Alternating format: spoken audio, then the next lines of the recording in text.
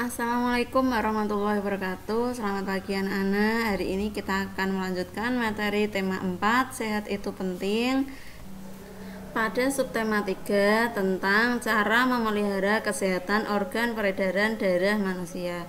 Perhatikan gambar di bawah ini. Gambar di bawah ini terdapat seorang anak yang bernama Siti sedang membuka jendela. Nah, agar terjadi pertukaran udara, Siti membuka jendela kamar. Kamar Siti menjadi sejuk dan segar. Siti selalu menghirup udara segar di kamar. Siti pun hidup sehat. Itulah salah satu cara Siti menjaga kesehatan. Nah, bagaimana cara lain yang dilakukan Siti untuk menjaga kesehatan? Materi pertama kita adalah membuat pantun nasihat. Ketika akan membuat pantun nasihat, tentukan amanat atau pesan dan nasihat yang ingin disampaikan terlebih dahulu. Ingat, jangan lupa perhatikan hal-hal penting sebelum kamu membuat pantun. Kemudian yang kedua adalah tentang menjelaskan tradisi berpantun. Tradisi berpantun biasanya dipentaskan pada upacara adat pernikahan. Tradisi berbalas pantun masyarakat Betawi di acara pernikahan dikenal dengan sebutan tradisi palang pintu. Nah, seperti ini gambarnya ya. Jadi antara kedua belah pihak, pengantin laki-laki dan perempuan saling berbalas pantun. Itu digunakan pada upacara pernikahan adat Betawi. Kemudian materi berikutnya adalah tentang manfaat gotong royong sebagai bentuk tanggung jawab warga masyarakat. Gotong royong adalah bekerja bersama-sama untuk mencapai suatu hasil yang diinginkan. Unsur-unsur gotong royong antara lain sebagai berikut. Yang pertama, kegiatan dilakukan dengan cara bekerja sama. Yang kedua, semua peserta gotong royong ikut serta sesuai kemampuan masing-masing. Yang ketiga, dilakukan secara sukarela dan tanpa pamrih. Yang keempat adalah bermanfaat bagi kepentingan bersama. Nah, itulah unsur-unsur dari gotong royong.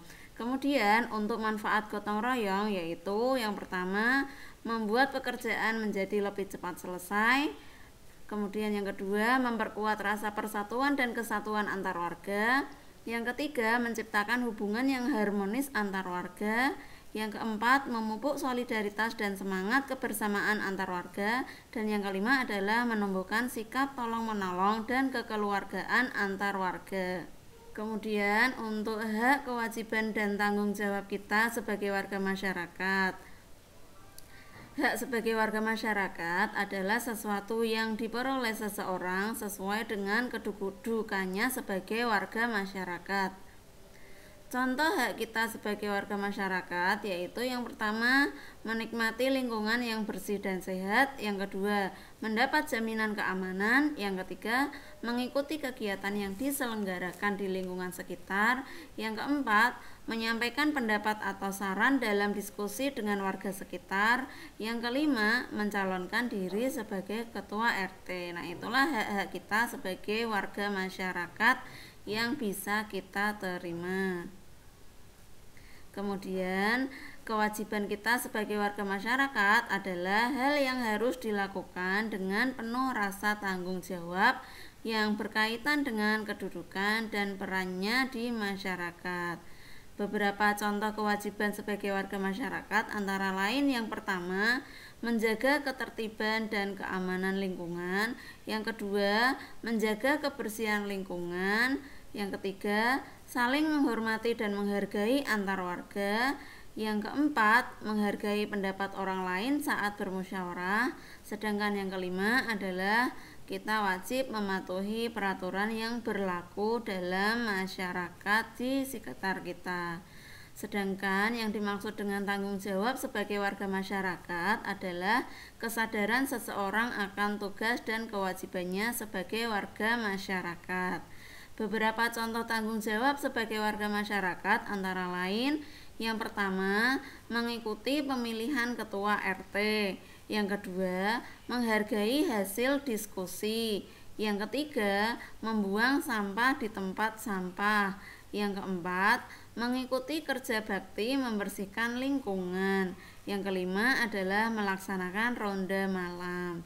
Nah, apabila tidak melaksanakan hak, kewajiban, dan tanggung jawab, maka akan berakibat sebagai berikut. Yang pertama, akan muncul kesenjangan di masyarakat. Yang kedua, lingkungan menjadi tidak aman. Sedangkan yang ketiga adalah lingkungan menjadi tidak sehat dan akan terjadi bencana akibat ulah manusia yang tidak melaksanakan hak, kewajiban, dan tanggung jawab sebagai warga masyarakat.